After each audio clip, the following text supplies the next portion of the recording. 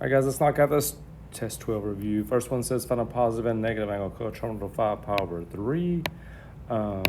Remember, to find a positive and negative, we're going to add 2 pi. So the best way to add 2 pi is to double your denominator, make it 6 pi over 3. And then just add the numerators, 11 pi over 3, that's a positive one. And then do the same thing, except we're going to subtract the 6 pi over 3. And gives me negative 1 pi over 3. And those two are coterminal. Same spot, different measure. Number 2, convert 140 degrees to radians. All we're going to do is take that 140, divide it by 180. Don't forget your pi, because it says leave in terms of pi. Just punch it in your calculator. Get math frac. It's going to say 7/9, so it's going to be 7 pi over 9. Number 3, convert 3 pi over 40 degrees. Remember, pi radians is really 180 degrees. So I'm just going to put a 180 degrees where that pi is. Divided by 3. It's going to give me 240 degrees, and I'll punch all that in. And number 4 is just like number 2. Just divide that by 180. Don't forget the pi. And hit the math frac on your calculator. Reduce that fraction. Going to get negative 4 pi over 3 once you do that. And number 5, in a circle with a radius, in a circle with a 140 centimeter radius and arcs of 10s, 180 centimeters from an angle with how many radians? Okay, don't forget the formula for radians is S over R. The radians is the arc length over the radius. Well, the arc length here is 180 centimeters. The radius is 140 centimeters. So if you reduce that fraction, you're getting down to 9/7. If you want to punch that in to get a decimal equivalent, you get about 1.2857 radians for that angle measure. Number 6, find the function value of using the coordinates on the points units to give exact answers. Okay, first of all, I'm going to remember in radians to find the reference angle. I'm going to drop the top. So I'm going to really going cosine pi over 3 here. And everybody knows cosine pi over 3 is 1/2. Then look back where we started. The 4/3 pi is really 1 1/3, which means I'm in quadrant 3. Everything is negative in quadrant 3, so it's negative 1/2. Tangent negative pi over 4, I'm really doing tangent pi over 4. And since sine and cosine are the same at pi over 4, that's really just 1. But because negative pi over 4 is in quadrant 4, and tangent's y over x, and y is negative and cosine's positive in quadrant 4, it's negative.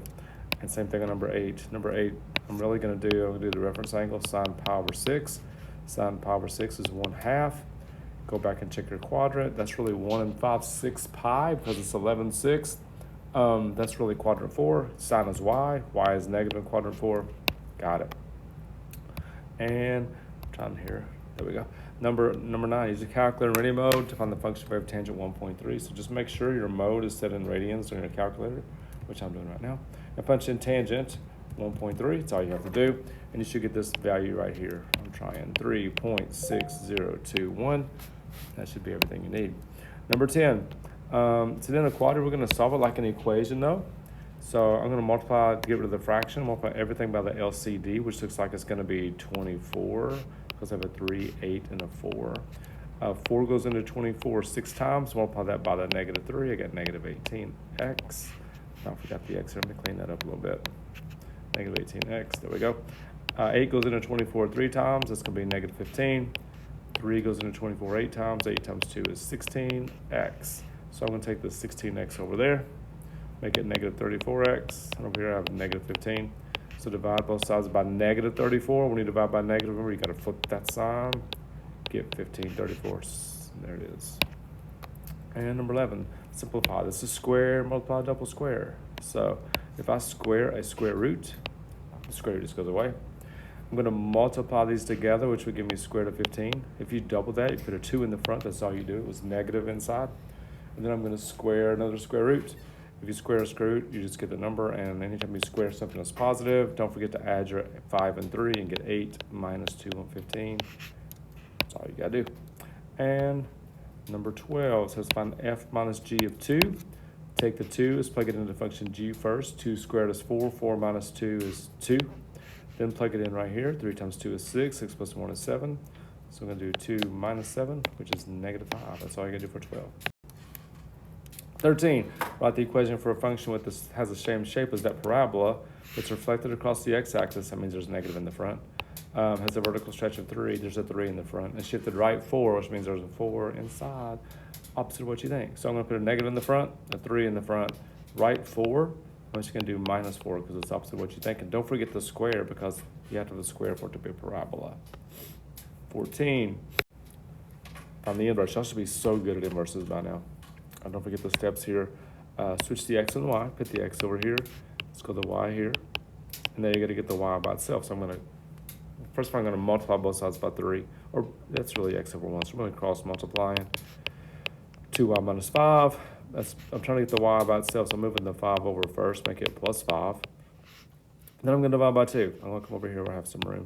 And don't forget, when you get the y by itself, to put the inverse symbol, f negative 1, all that over 2. That's a plus sign. And there's that one. Number 15, given the cosine 7/25, find the other one. Lots of ways you can go here to do this one.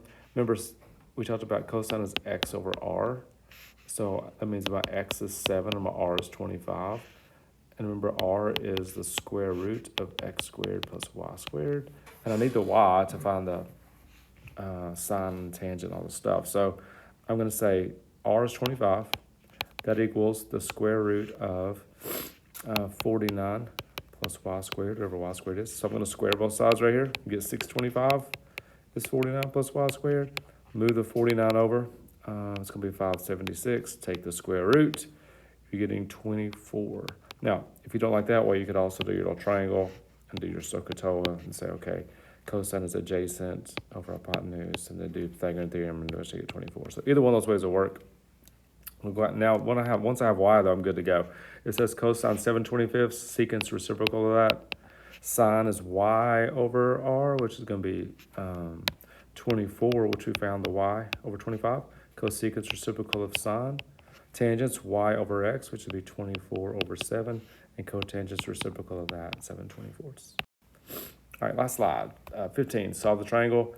They gave me A, which is 14.5. First of all, it's a right triangle. Anytime I see a right triangle, I'm thinking, okay, it's SOHCAHTOA for sure. What do I need to find? I need to find, let's see, angle A, angle B, and side C. So to find angle A first, I'm going to go tangent A, which is right here. I'm finding that angle is opposite over adjacent, 14.5 over 19.2. And to find that, I'm going to do inverse tangent because I'm looking for an angle. Remember, anytime you're looking for an angle, inverse tangent, 14.5 divided by 19.2. Hit the wrong button on my calculator. Give me just 1 second here. Struggling. 14.5 divided by 19.2. There we go. And I'm getting, oops, I'm still in radians. Wow. It's a good lesson. On your test tomorrow, make sure you change back to degrees. I just have to do it all over again. Third time I've tried this. Second tangent, 14.5 divided by 19.2. Sorry, it took me a minute. I'm getting 37.1 degrees. Now, to find angle B, I'm just going to subtract the other two angles from 180. I'm going 180 minus 90 minus 37.1. I'm getting 52.9 degrees. And then to find side C, you've got lots of options here. You can do Pythagorean theorem if you want to. I don't like to do that. It takes a little bit too long. So I'm going to go with sine of A, 37.1, is opposite over hypotenuse. And because my C is my denominator, I'm going to divide. I'm punching in this. I'm punching in 14.5 divided by sine 37.1. I'm getting 24.0. And I'm looking to make sure my answers make sense. Make sure the smallest sides off the smallest angle, etc., etc. It is. We're good. 17. Determine the intervals on which it's increasing, decreasing, constant. Let's put increasing first because that's what it's doing first. Remember, use the x's only. So it's increasing from there to there. That first x coordinate looks like it's -5. And it's increasing until it gets to the +1. It's constant. After that, it's constant from 1 to 3.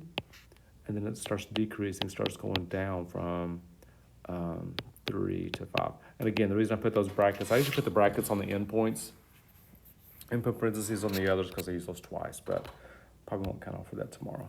18, last one. Find the reference angle and exact value. Remember, reference angle is how far from the x-axis is it? Well, 330 is 30 away from 360.